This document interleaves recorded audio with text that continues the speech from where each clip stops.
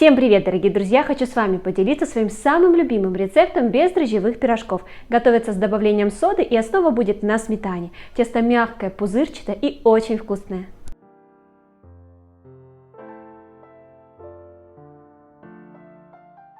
Друзья, сразу вам скажу, что я готовлю по увеличенной порции в 1,5 раза, но вам оставляю уменьшенный рецепт, и будет из него получаться 22-24 пирожка. Тесто готовится элементарно, я использую греческий йогурт, можете заменить сметаной либо кефиром, берите жирность побольше.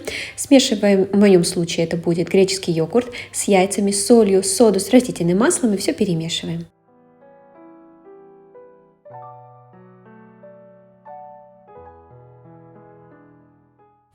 Высыпаем всю муку, но рекомендую все-таки оставить 20-30 грамм в сторонке и смотреть уже по густоте своего теста.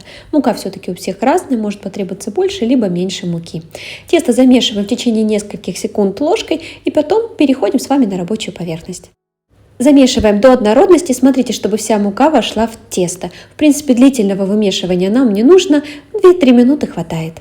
Кстати, довольно часто встречаю такой вопрос, какую муку использую я в Испании. Как раз таки ответ вам сейчас на видео.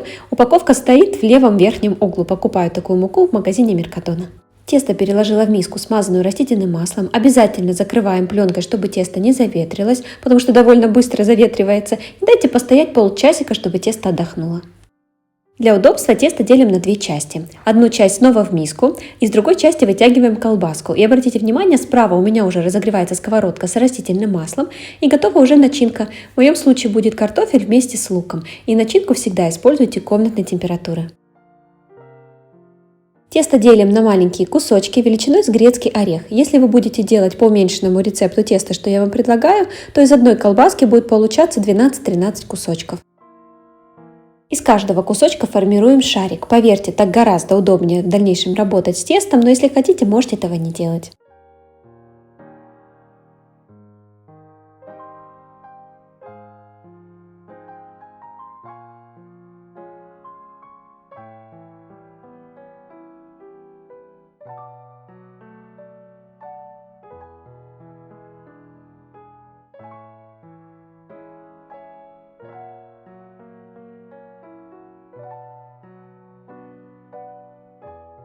Скалка нам ни к чему, все делаем с помощью пальчиков. Формируем небольшую лепешечку, но не слишком тонко. Если будет тонкое, тесто будет рваться, когда будете формировать пирожок. Выкладываем начинку в центр и защипляем края. Я люблю делать пирожки тоненькие, поэтому обратите внимание, как следующим образом я буду их приплющивать.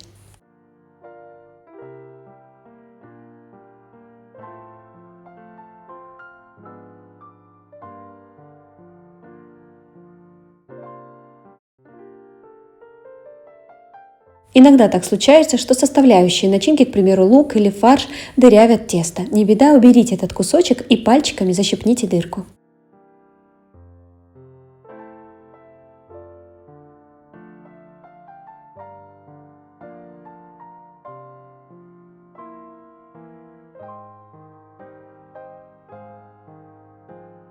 Нужную температуру масла для жарки проверяем с помощью деревянной зубочистки. Положите ее, и она должна буквально закипеть. Выкладываем пирожки и жарим по 3-4 минуты, но вообще до золотого цвета с каждой стороны. Если пирожки будут жариться при правильной температуре, они абсолютно не будут впитывать в себя масло.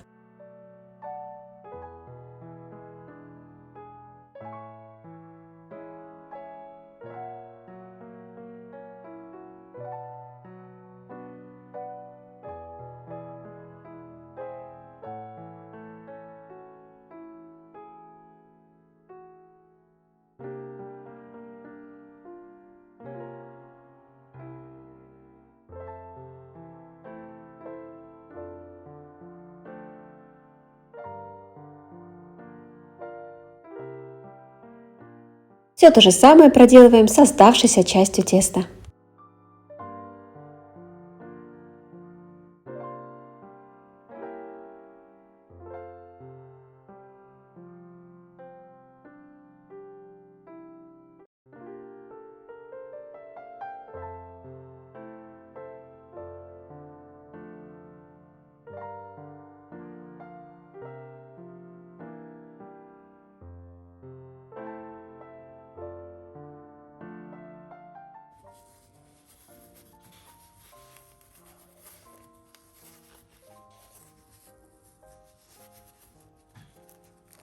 Вот и все, дорогие друзья. Обязательно сохраните этот рецепт пирожков. Правда, получается невообразимо вкусный. Готовьте, убеждайтесь в этом сами. Спасибо вам за просмотр этого видеоролика. Подписывайтесь на канал, если вы этого еще не сделали. Желаю вам приятного аппетита, вкусных пирожков и до скорой встречи!